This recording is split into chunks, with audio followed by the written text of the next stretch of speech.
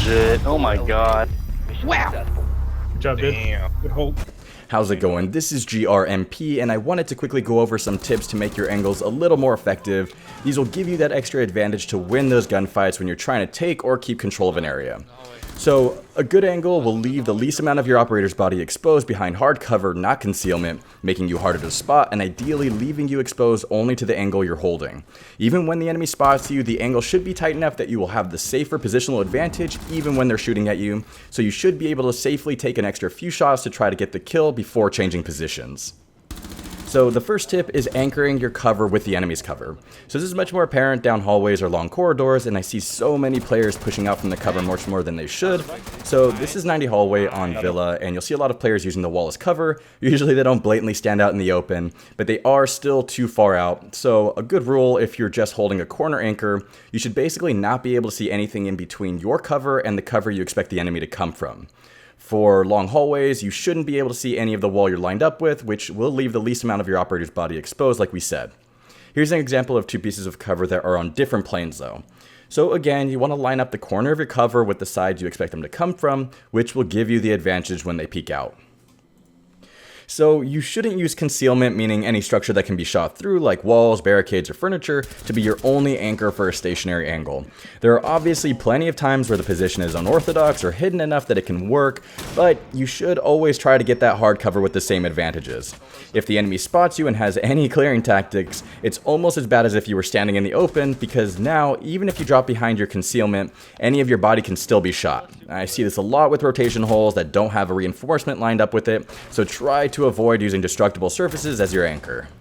So the next thing is you should try to double up your cover when holding an angle. If you're only using one piece of cover as your anchor, like the frame of a door, and it's the only thing between you and the enemy, you won't really have that much of an advantage when they decide to push you. If you're both using the same piece of cover, you'll be on the level playing field when the gunfight starts, so whenever there's more cover in the room you're trying to hold, make sure to line them up with the same principles we just talked about. This will help if you can't get the kill in the first few shots, or if the enemy decides to push through the first piece of cover, you'll still have an angle advantage that should get you that kill.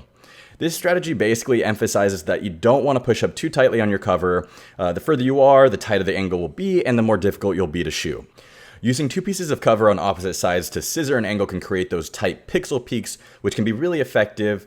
You can do it on a lot of doorways and windows, and again, the further back you are, the better and safer the angle can be.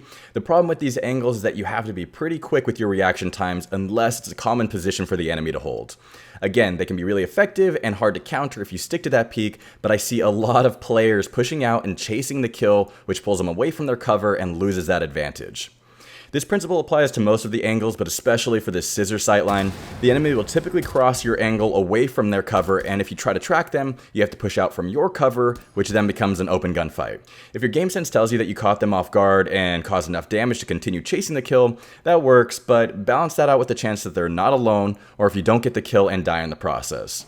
Your best bet if you don't get the kill in the first couple of shots is just to lean back behind cover and change positions to a different angle. If you're on defense, you already slow down the attack and they'll be looking for you if you're roaming, and all you need to do is continue slowing them down and forcing them through easy choke points. If you're on attack, instead of chasing that kill, you're better off changing angles and having a teammate put pressure to force defenders into your cutoff rotation, or at least reestablishing their positions by droning. So the last thing is holding an angle that leaves you exposed to another angle that you can't cover. This is just simple positioning. Ideally, like we said, you should only hold a stationary angle when the only place you can get shot from is the angle you have covered. That's not always possible, but it should always be something you're looking for. The next best thing is to have a teammate physically watching your back, or at least someone on cam/drones watching that angle for you. So in general, unless you have confident control of an area, you should continue changing angles, especially after each kill, and avoid being stationary too long.